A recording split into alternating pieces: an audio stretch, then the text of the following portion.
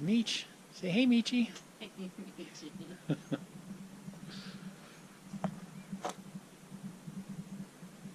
What are we having today, hon? Chicken. That's right. Got a hankering for some chicken wings. And while I'm at it, I might as well do some legs too.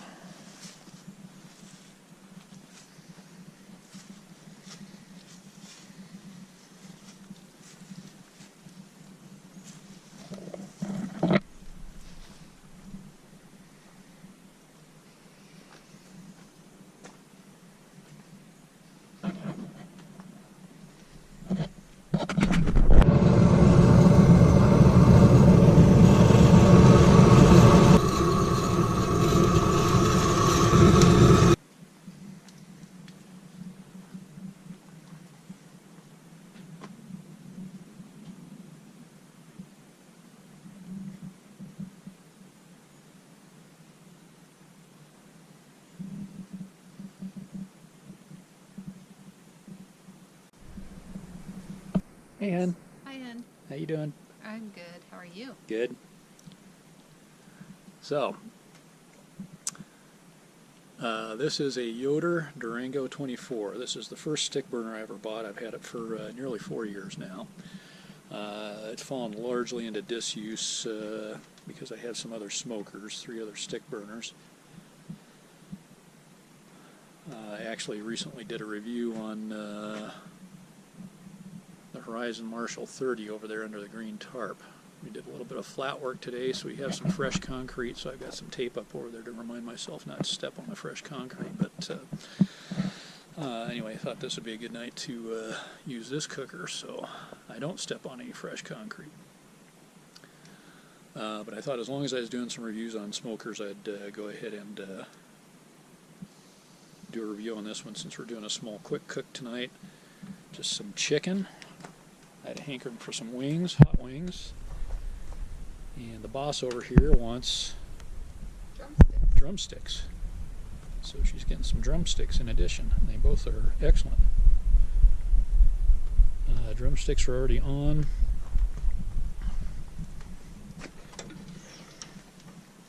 This is more a review than a how-to thing once again, but as long as we're looking at this, we might as well get that in there. Anyway, I kind of have a theory that the dark meat being a little fattier responds better to a low, slow cook, and the wings I'll do hot and fast for about 45 minutes to an hour at 300 to 350 degrees, and that's one thing about this cooker. As with all the stick burners I have, you can cook in a wide range of temperatures, anything from a couple hundred degrees all the way up to 350 or higher, depending on how high you want to build your fire. Problem with this cooker is the temperature variance across the pit. It does not burn or does not cook evenly. As you can see, we're right around 300 degrees here. About a little over 250, about 260 there. Showing 200 there, 200 there, and 200 there. If that's showing up on this or not. About 225 right there.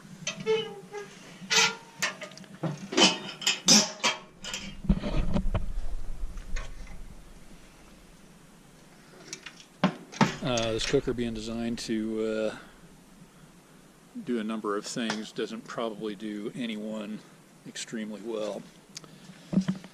I just stoked the fire. I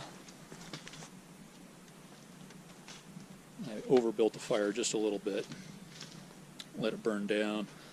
Now I'm getting it stoked back up again. Of all the cookers I have, this one is probably the most finicky as far as getting a constant temperature in the cooking chamber, maintaining the coal bed and the fire. It seems to be either too hot or too cold. Usually to get the fire burning clean, I have to spill a little heat while I'm getting the temperature up in the firebox. So that's what I'm doing here. You'll notice the vent is somewhat closed down as well. So, but it is producing clean smoke right now. If you don't do this, you're going to be getting, you're either going to have a really hot fire because the damper is going to be opened up, and you're going to be pushing all that heat through the cooker, or you're going to have it shut down. You're going to be getting some really dirty smoke. So this is a good solution. Spill a little heat out of the firebox with a log in there, and until things get to burning clean, and then I can take that out and have a low fire with a low and clean fire. It's probably worth noting right now, as long as I'm back here, the damper arrangement on this is rather high. You can see the coal grate right there, and the bottom of the vent is just slightly below where your coals and fire are sitting. Most of the vent is at the level of your fire and coals, if not above. This particular smoker backdrafts fairly badly, so it's once you get the pit up to temperature, it's not as bad, but if you let it die down at all, and it doesn't matter, even if you open the door right now, I'm going to get a face full of smoke, so. Okay, maybe not so bad because I've got the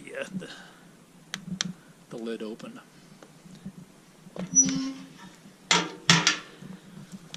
But I have two Yoders, and both of them seem to be afflicted with the same issue. The firebox is set a little bit higher than any of the other cookers I have, and consequently they don't draw quite as well. They still perform okay, but not as well as they could, in my opinion. The Yoder Frontiersman is quite a bit better than this, but still backdrafts pretty badly. But again, every cooker I have, once you kind of get the fire set up the way you want at the coal bed and everything else, they just kind of perk right along it, virtually on autopilot for a stick burner. This one does not. Okay, a little interruption there just so I could get back to the task at hand, cooking my dinner tonight. But got the lid closed back up again, and the vent set about where it's going to need to be set. As you can see, we've got a fairly clean fire going in here. Temperatures are relatively under control right now. A bit of a difference here, as you can see. There is a second cooking rack up higher inside. I don't have that installed just because I don't need it tonight. We've just got some legs and some wings on there. They'll all fit on the main shelf. But again, quite a temperature differential from one end of the pit to the other. Normally on a larger cook, and particularly when I'm not doing poultry, I'd have a water pan set up over here. That does provide a bit of a heat sink and stabilizes the temperatures across the pit a little bit, but not a whole lot. Ironically, also, I haven't used this pit since last fall. I caught a couple of big rainbow trout and filleted them and smoked them in the vertical here, because it's fairly easy to maintain a relatively low temperature in there. And cooking at the low temperature in the vertical for the fish, I was able to get dead even temperatures across the entire horizontal pit here, so at about 225 degrees. I don't know if that was an anomaly, what was going, if everything was, the planets were in line or what, but I'd never seen that before, and I thought, well, I wonder what I'm doing this time that I've never done before that made it cook as evenly as that. So, but I haven't used the pit again since to be able to replicate that, and today it's obviously up to its old tricks. So. I have done cooks during the winter time, around the holidays, where I've had a couple of turkeys in the main chamber here, and cooking those at 300 to 350 degrees. The vertical chamber here never even got up to a temperature that was I would consider safe to cook sausages or anything like that. It was under 200 degrees, and as you can see right now, we're at 200 there and barely topping 200 on the other side. So. I'm going to be cleaning this up tomorrow, so I'll show you the details of the innards of this thing.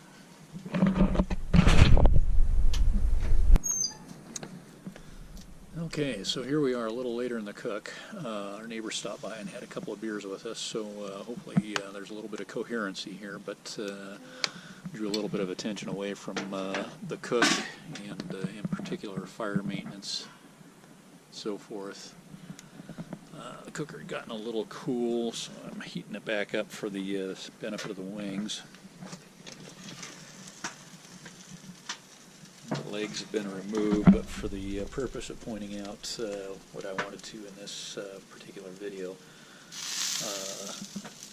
and the temperatures are relatively uneven across the pit.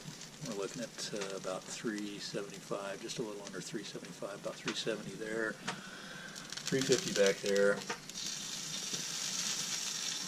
about 260, 65, somewhere in that range, 250 there, and 250 there.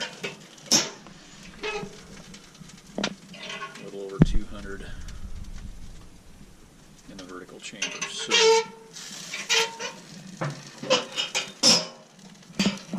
that's just kind of FYI, and this is typical of the temperatures I see in this one. We're doing any kind of a cook. So lower temperatures, you can get them to even up a little bit better. I've got this high for the chicken wings right now, but there is a pretty good disparity between one end of the smoker and the other, and definitely the horizontal and vertical chambers.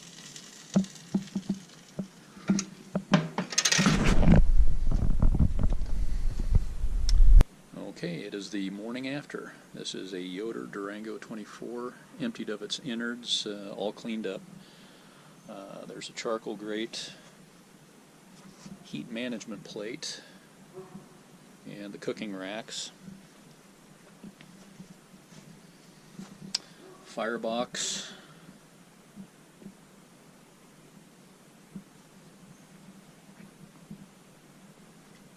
The horizontal cooking chamber, all cleaned up. I scrape everything out below the heat management plate, get all the grease and everything out. We're out in the woods here, and to avoid attracting any wildlife, particularly bruins, we keep our cookers fairly clean, so clean as we can anyway. I have not emptied the racks out of the vertical chamber. I didn't use it at all last night, so. And these shelves are difficult to get in and out.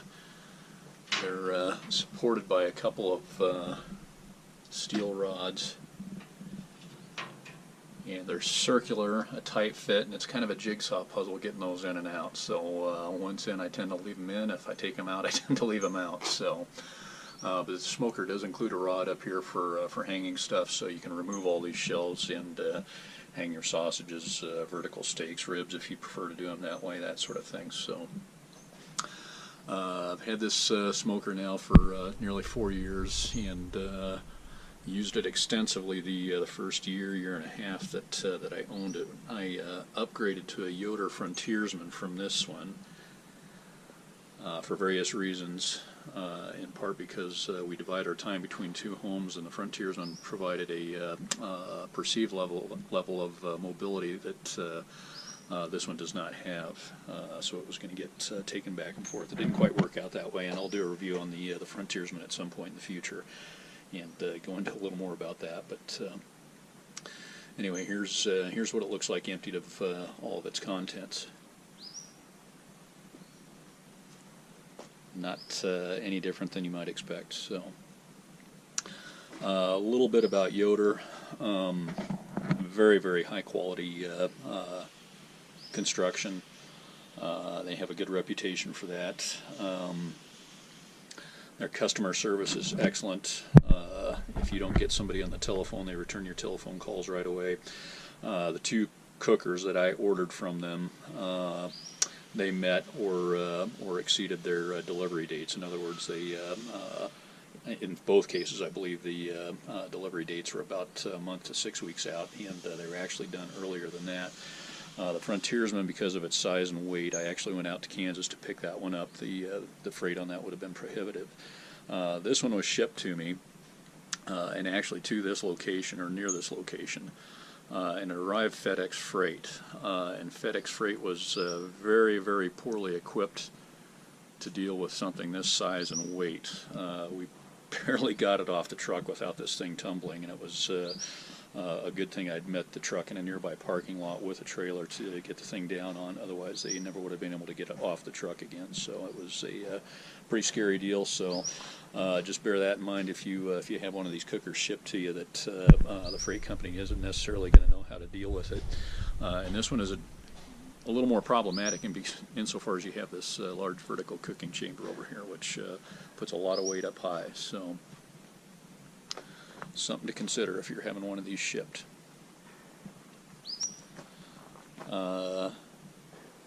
Again, the parts over here, this is a heat management plate. This is what they put in their cookers to try to get it to cook evenly. Unfortunately, it doesn't get it to cook completely evenly. I've never tried cooking without it. I'm sure it'd be much worse, but this cooker does not cook evenly across the horizontal chamber. So a little more about that later. And this is a ball breaker. Getting this thing in and out of the cooker is a little bit of a jigsaw puzzle. It doesn't go in and out very easily. It's very heavy. It's manufactured from 1/4-inch plate steel. So it's awkward to say the least. But at least it does come out, which facilitates easy cleaning of the unit.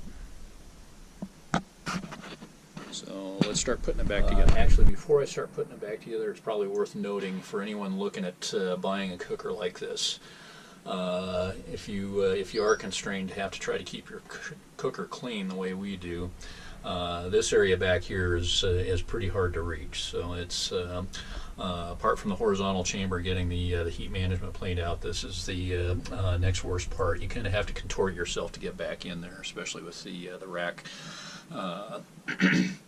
rail right there, or support. Okay, so here we are with the heat management plate back in place. Wrestled that thing back in there. This lip goes up under the firewall lip to the firebox here to ensure a tight seal. I use a putty knife as kind of a feeler gauge just to make sure that that's up against there. So, read a lot in forums.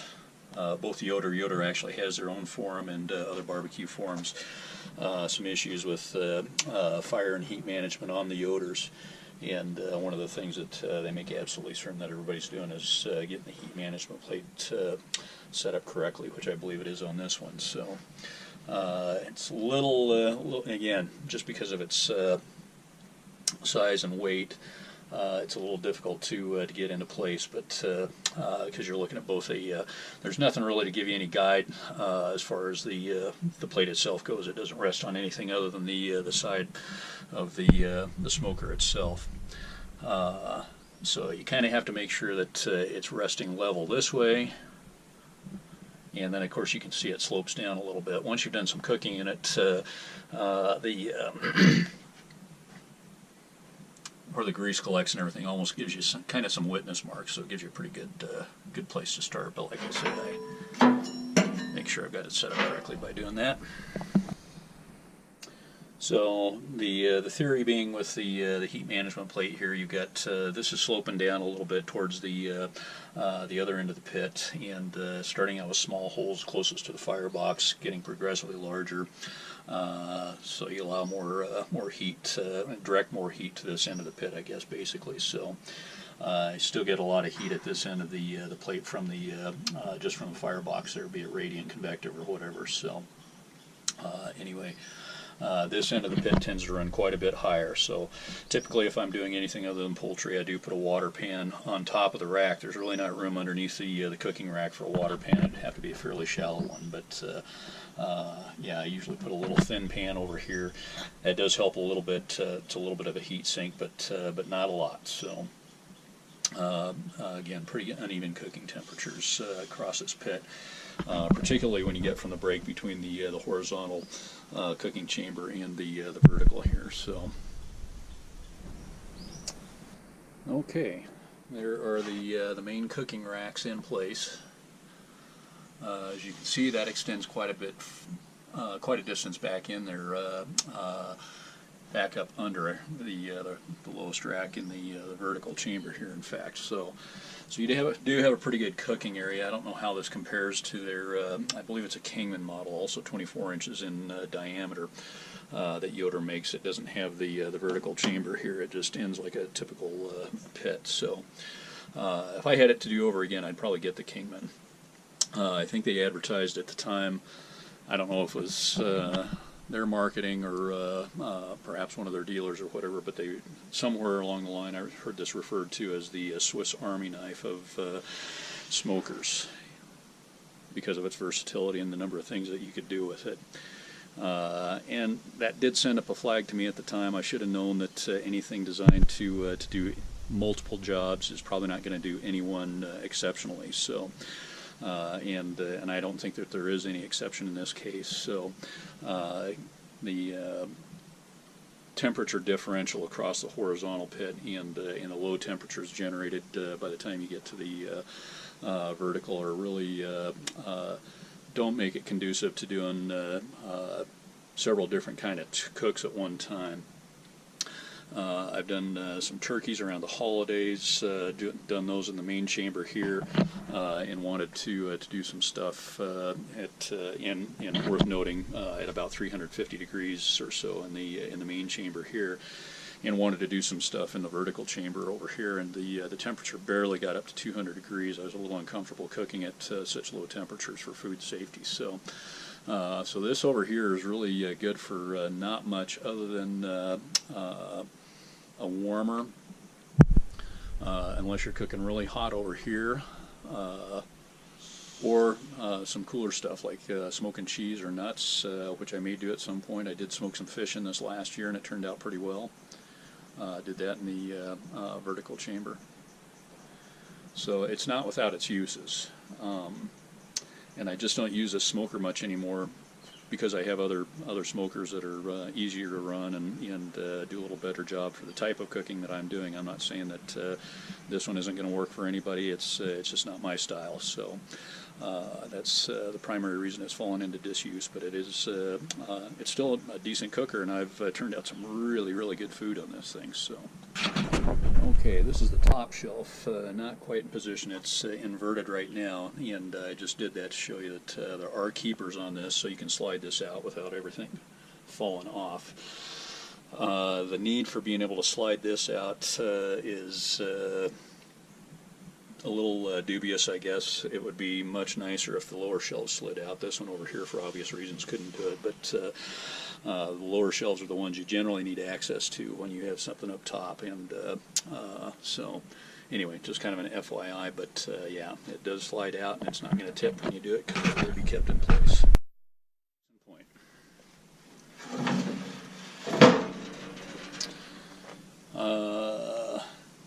Again, fair amount of cooking area here. It's surprising how quickly that does fill up. My issue with this particular smoker, and this isn't a design flaw or anything else, it's just a deficiency as a consequence of size. The size of the smoker just doesn't allow for a whole lot of height on food. So you can see you're probably not going to get a whole turkey in here. Likewise, a brisket, I can tell you from experience, especially if it tops 15 pounds, you're going to have a tough time getting that on the on this rack. And likewise, this one, it's going to, as that thing starts to swell as it cooks, it's going to start swelling right into the rack above it or the top of the cooker. So. Something to be aware of if you're looking at a cooker this size. If you're doing a lot of large meats like that, you're probably going to be doing those in individual cooks and not put a bunch of racks of ribs or sausages or whatever else you're wanting to cook at the same time up there. So I've said this, and I've said it before, and I'll say it again. Not that anybody's watching any of my other videos, and I wouldn't encourage them to because they're boring as hell, but if you're shopping for a cooker, you're going to be looking for a lot of different things. So take your time, do your research, but in the end, whatever you decide on, I recommend getting the largest cooker that your budget will allow. It's just so much easier to do a small cook on a larger smoker than it is to try to do a large cook on a small smoker. So. This particular smoker, because of the uneven temperatures across the pit, it does require that you move stuff around quite a bit, so you have to have the space to be able to do that. So, and in some cases, if it's a really big cook and you have a lot of stuff going on, you don't have the option of just moving, relocating stuff. You've got to take stuff out of the pit to make room for it, to move it somewhere else, slide stuff over, and then put the other stuff back in. So. It makes it kind of a royal pain in the posterior when you have to do that, so just keep that in mind. Okay, charcoal grate mounted back in the firebox. This is Super Duty. I hope that's not violating any trademark stuff with Ford, but yeah, this thing's probably never going to burn through. It's going to last a long time. So the whole cooker is manufactured out of 1/4-inch steel, so very solid. This is what you would call an heirloom quality cooker. There's no question of it.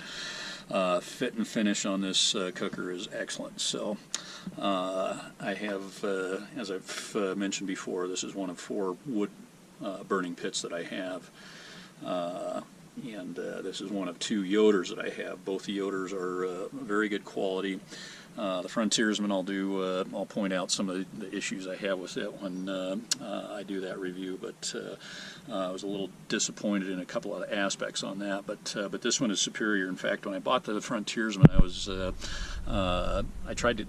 ran an ad on Craigslist to sell this one just because I didn't need it anymore. But I was really reluctant to part with it just because the build quality is so nice. So, I have a Horizon Marshall 30, which I really like, but it's a little rough around the edges as far as craftsmanship is concerned. You don't see any of that in this one, and a lot of I wouldn't say extra features, but just niceties that this has that the Horizon doesn't for roughly the same money. You know, just some things like flanges around the firebox door here.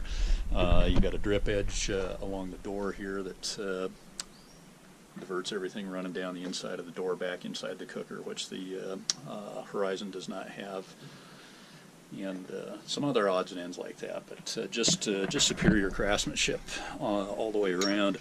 Of course, a different philosophy in construction and design. The Lone Star grills I have is a beautiful pit, but the welds are virtually invisible because they grind everything down. It's it's seamless for all intents and purposes. In this case, however, they let you see the welds, and there's a good reason. I'm not a welder, but I can't imagine welds getting any better than that. Everything fits tight as a drum. I mean, it still leaks a little bit of smoke, but not anything serious. But the flanges all the way around are real tight and everything, so it's a lot of care and pride go into this, or at least this particular smoker. It may have been a Wednesday smoker, I don't know. So I've the Frontiersman. I'll show you some issues I have with that one. So it's still very good construction, but has some flaws that surprised me a little bit on that one. So. One thing on this smoker that's this is one of 2 smokers that I have that has a pot warmer on it. The Horizon being the other.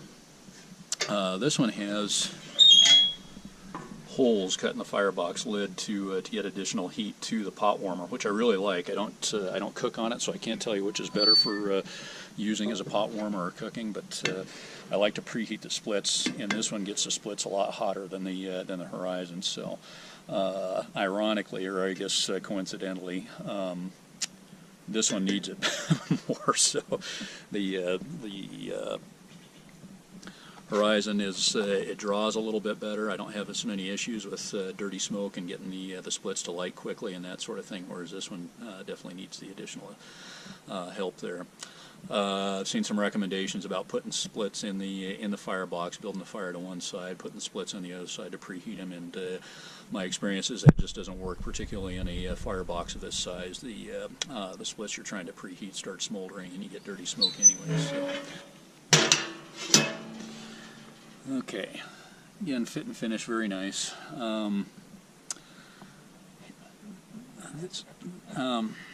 I don't know how to describe this other than fire management on this one is a little problematic. So somebody did a very in-depth study on they have it a Yoder. I believe it was a Yoder Wichita. It's been some time since I've seen it now. As I mentioned before, Yoder has their own forum, and this gentleman had really gone through his cooker, and unfortunately I saw this sometime, at least a year, year and a half after I'd purchased this cooker. It may have been longer than that even. And I just, in my first stick burner, just assumed it was kind of characteristic of any stick burner. So, but it was tough to get fire burning clean. If you got a coal bed hot enough to get a clean fire, the cooking chamber was too hot. If you tried to shut it down, you had a dirty fire, and the thing backdrafted really badly. Every time you opened the door, smoke would just billow out. And so it's, but again, I just assumed that that's the way these things are supposed to operate. So I'm not a neophyte when it comes to fires. Have wood burning stoves in our homes and that sort of thing. So I know how to manage a fire for the most part. I'm not saying I'm perfect by any means, but this one, yeah, it gave me a little bit of trouble. So again, it turns out some pretty good food, but just some issues with that. It wasn't until I started getting some other smokers that I realized that most of them, once you had everything dialed in, got your coal bed established, and got a couple of splits on, you could set everything up pretty much the same way for the whole cook. You just every now and then, as necessary, throw an extra split or two on, and that was it. With this, not so much. It's an ordeal every time you have to add wood. You've got to open everything up, get it burning real hot, and then you can start closing it down again. And the problem is the temperature in the cook chamber starts going up while you're doing all that. So I find more often than not I have to spill some heat by opening the lid while I'm getting the fire cooking hot enough and clean enough that I can shut everything back down and maintain the temperatures in the cook chamber that I want. So. Won't go into great detail about that, but before I filmed this, I did go back to the Yoder website to try to find that gentleman's post in there, and some of the shall we say, concerns that he had about the way the smoker was designed. I was gratified to find that I wasn't the only one having problems with that. So, but it was late in the game and after the fact for me. So, but in this guy's, it appears that well, I'm disappointed in the. Let me put it this way: I'm disappointed in the way Yoder handled it. They finally shut down that particular discussion in their deal, and it looks now like the guy's criticisms and findings have been removed. I don't know if that's actually the case or not, but I think that they probably know they have some sort of an issue with this, and they refuse to acknowledge it. So. But as you can see, and unlike any other smoker I have, the damper on this, the lowest portion of it is set just about at grate level. So it's, you're not getting any airflow underneath the grate at all. So, and much of it well above the fire here. So it's when you open this up, you always get a little bit of smoke coming out. You can see the backside of this is stained pretty badly, and all my smokers have some, but the Yoders are the worst as far as that goes. Frontiersman has a nice stainless steel deal across the back here that's just black, so I'll point that out when and if I do a review of that one. So, but anyway, just anybody considering one of these, just be aware of it. So I'm not telling you not to buy a Yoder, because they are of excellent manufacturing quality. So. You'll note in the Firebox over here, no lip there, so it's crucial that you get this thing set up. By set up, I mean just set up level. It's designed so that if it's on a level surface, it's going to drain towards the drain. But make sure you don't have it set up so that anything's running back towards the Firebox. Otherwise, you'll get grease fire in there. So. Okay, so here we are back at the Firebox one more time. This time with the cooking grate in place in the Firebox. So I used to use this quite a bit. So it's I do a lot of reverse sear stuff. So rib roast, prime rib, if you will, rib eyes, thick rib eyes anyway, lamb chops, that sort of thing. I like to do in the smoker, and then do a reverse sear on them. In the cooking grate in the Firebox. Sounded like a really good idea. I discovered after the first few times that I did it, it sounded better in theory than in practice. So the problem is you typically have a fire going in here, you've got your splits burning and everything else because you're smoking in the main chamber, and then you pull everything off and you want to do a quick sear on it. Well, you've got this hot fire going in here, and so you're either having to try to time the fire dying down to coals at the time you're pulling the protein off out of the smoke chamber, the cooking chamber, or you're having to shuffle a bunch of stuff around, or even pull some splits out and throw them in a bucket or whatever, so you can do whatever you want to do. So I've just found it's much easier to pull the meat off of the smoker and put it on another grill for the purpose of the reverse sear. So, but nonetheless, you can still use this as a charcoal grill. And as far as I only have 2 smokers that have this kind of setup, this in the Horizon. And by the way, I don't want to do a direct comparison to any other cookers. It's not meant to be a brand versus brand, or these guys have this, these guys don't. But I do point out some of the differences just because I'm uniquely qualified insofar as I have them, and I own them and I use them. So it's that's the only reason I point that out. So we'll let the viewer make his own decision as to what's better for his purposes. So, but anyway, this and the Horizon are the 2 that have the cooking grate in the Firebox, and I like this one better. It's a smaller cooking area. Obviously, the Horizon has a 30-inch, where this is a 24. However, this one is set closer to the coals, so for the purposes of a charcoal grill, it's much nicer. So. Just an FYI, it's one of the rare examples of smaller being better, I guess. So.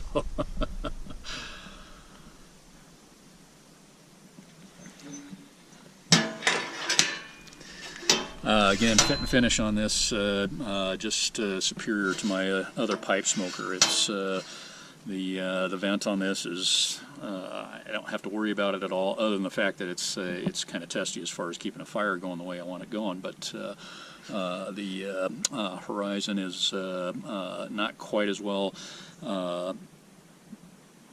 finished, I guess. The vents get a little sticky if you try to loosen them up. They're too loose and don't stay in place. Never had any issues like that with this one, so it's easy to manipulate. And just everything is quality about this. So solid, everything fits. None of the doors spring.